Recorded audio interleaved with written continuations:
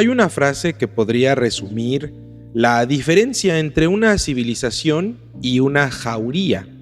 La verdad no se decide por la fuerza, sino que se establece por los procedimientos.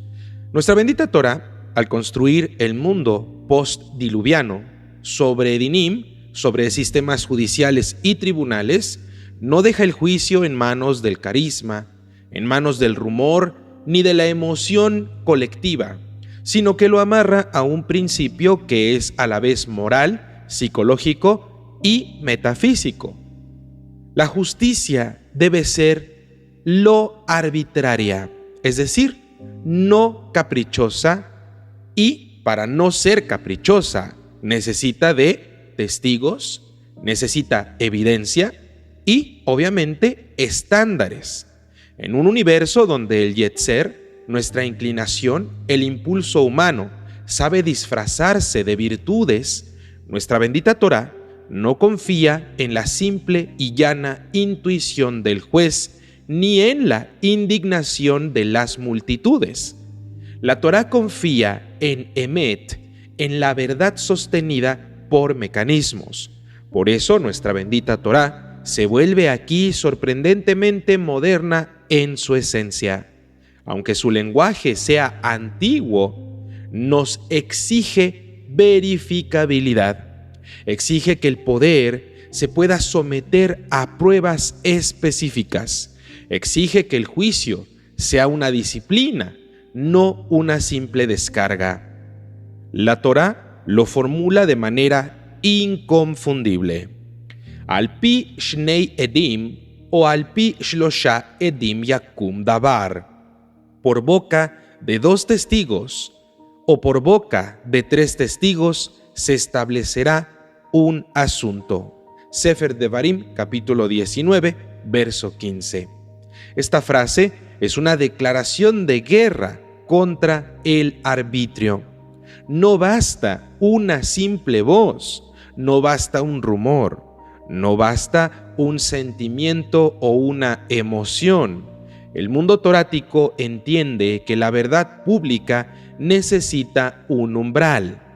Pero, ¿por qué 2 testigos y no 1? Porque el 1 puede estar equivocado, puede estar sesgado, puede estar comprado o puede estar herido. También puede estar enamorado de su propia narrativa, lo cual sesgaría su testimonio.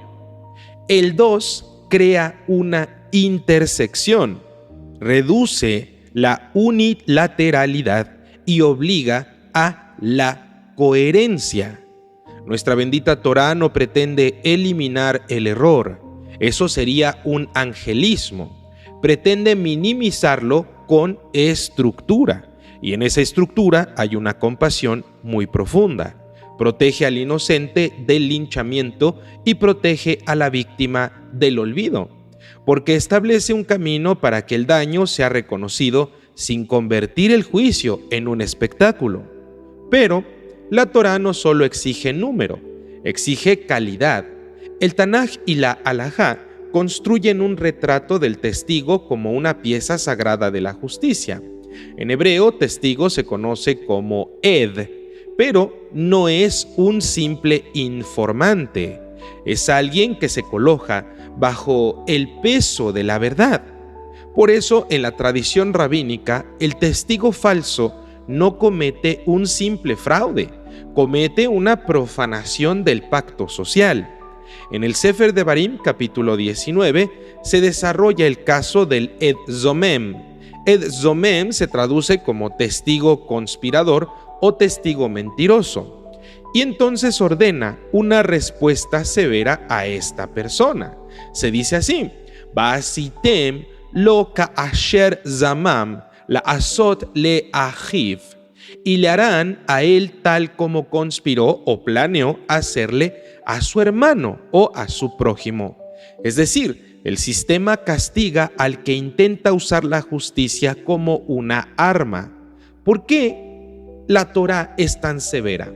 Bien, porque el testimonio falso es asesinato potencial, es robo potencial también, destrucción de reputación y sobre todo destrucción de la confianza.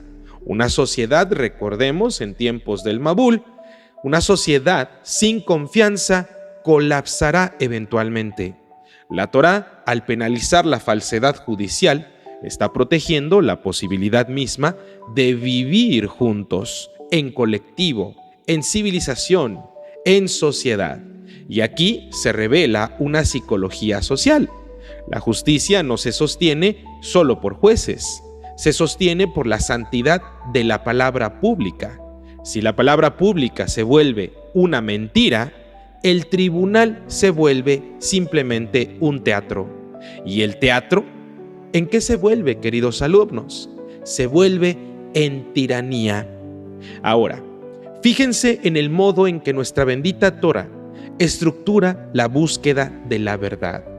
Se nos dice en el Sefer Devarim, Derosh behakarta besha'alta itef, investiga, indaga y pregunta bien a fondo.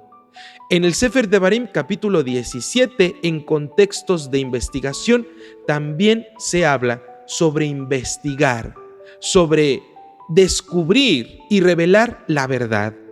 No es solo simplemente escuchar y tomar una decisión, es investigar, es cruzar, preguntar y verificar que todo esto sea verdad. Nuestra bendita Torá nos enseña que la verdad no se presume, se prueba, y esto es una lección brutalmente relevante. La indignación puede ser sincera y aún así estar completamente equivocada.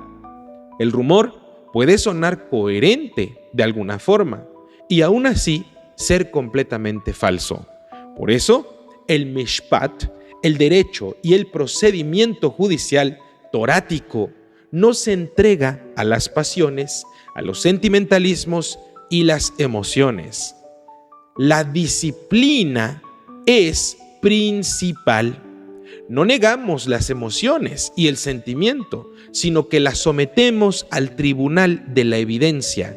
La justicia torática es, en este sentido que les estoy compartiendo, una escuela de humildad colectiva, porque nos obliga a admitir que podemos equivocarnos. La Guemará, especialmente en el Masejet Sanedrín, convierte estos principios en un sistema de precisión. Interrogatorios, consistencia, advertencias, contradicciones, criterios de admisibilidad. El Rambam, en Ilhot Edut y en Ilhot Sanedrín, codificó que el juez no puede condenar con ligereza. Él debe explorar, debe desarmar las trampas del lenguaje, que debe distinguir entre umdaná, que significa conjetura, y evidencias firmes. Y aquí aparece un punto clave.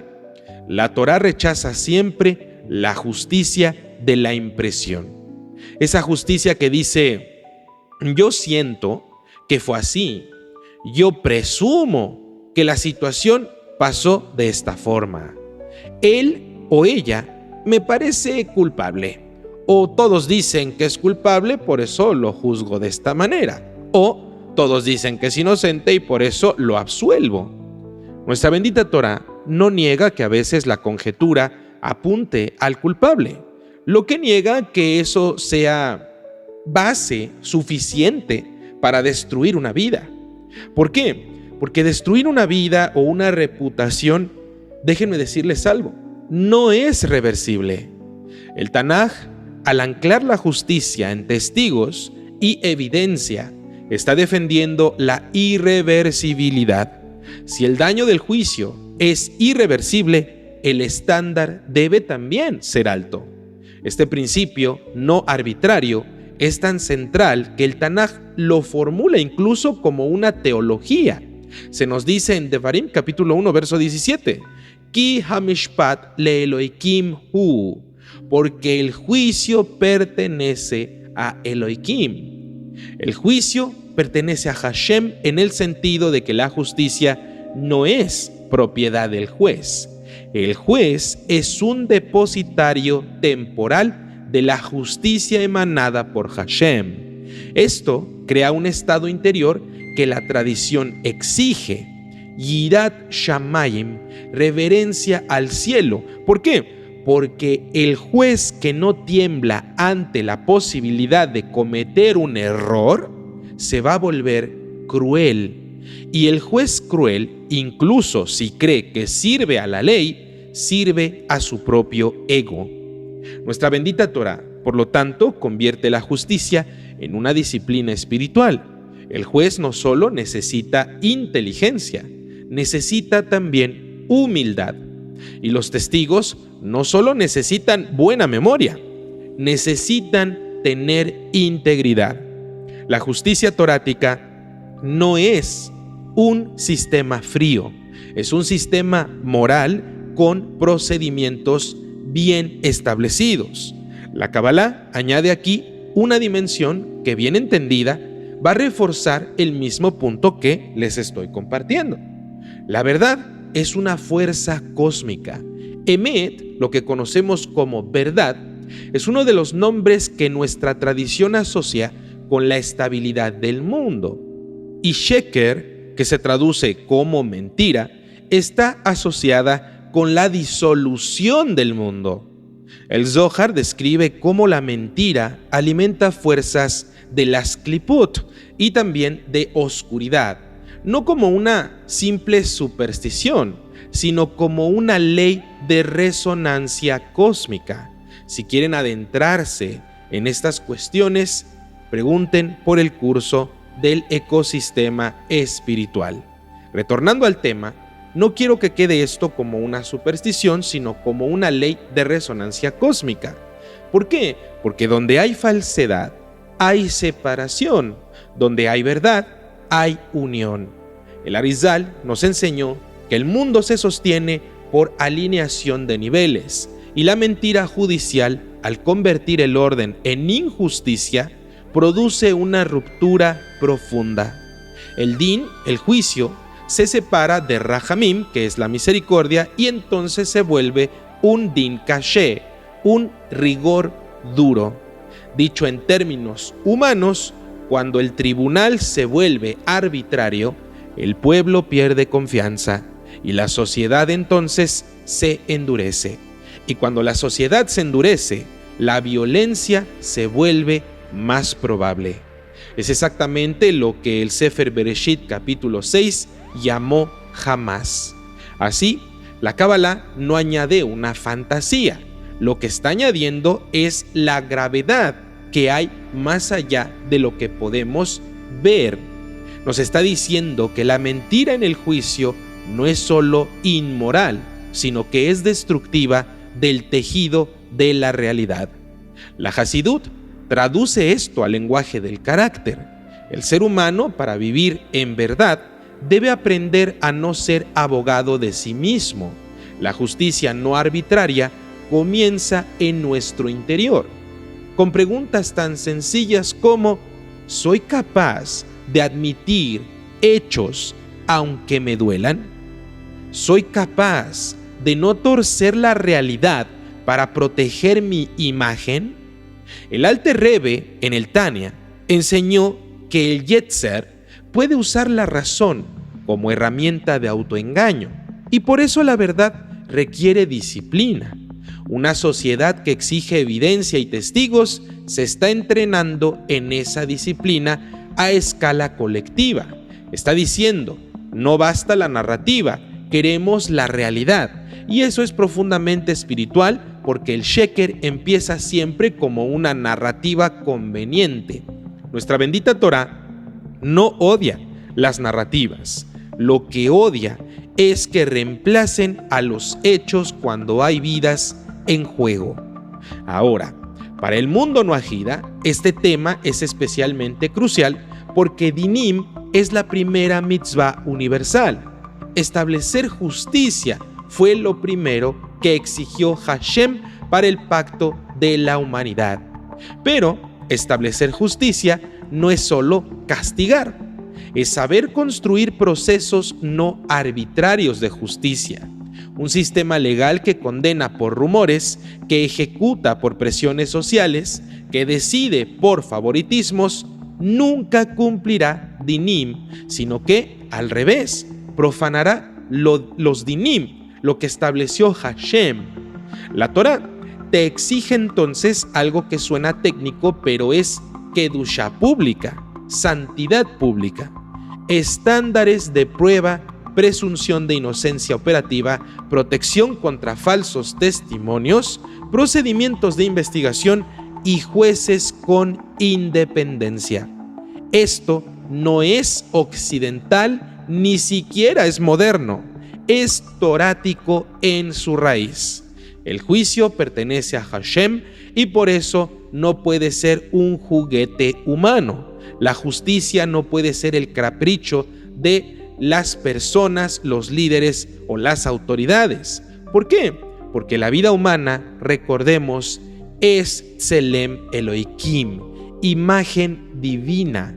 Y si la vida es Tselem Elohim, imagen divina, el error judicial no es simplemente un fallo del sistema que se pueda pasar por alto. Se convierte en una profanación del sello divino en la humanidad. Y ahora, para cerrar este tema, quiero que piensen en lo siguiente. El mundo se destruye cuando la mentira se vuelve rentable y la verdad se vuelve peligrosa. El tribunal torático es el lugar donde la sociedad decide qué será rentable, si el rumor o la evidencia, si la presión o la prueba, si el favoritismo o la imparcialidad. Cada vez que una comunidad insiste en testigos, investigación y verdad, está diciendo: no permitiremos que la realidad sea secuestrada por el grito. Y cada vez que una persona decide hablar verdad en su vida, aunque le cueste, se vuelve un ed, un testigo, no solo de un hecho, sino de un pacto eterno. El pacto de que la humanidad no volverá a ahogarse en la arbitrariedad, porque el Mabul, al final, fue el símbolo de un mundo donde todo se desbordó. La justicia no arbitraria es todo lo contrario. Es el arte de contener la vida dentro de la verdad para que la vida por fin tenga donde permanecer.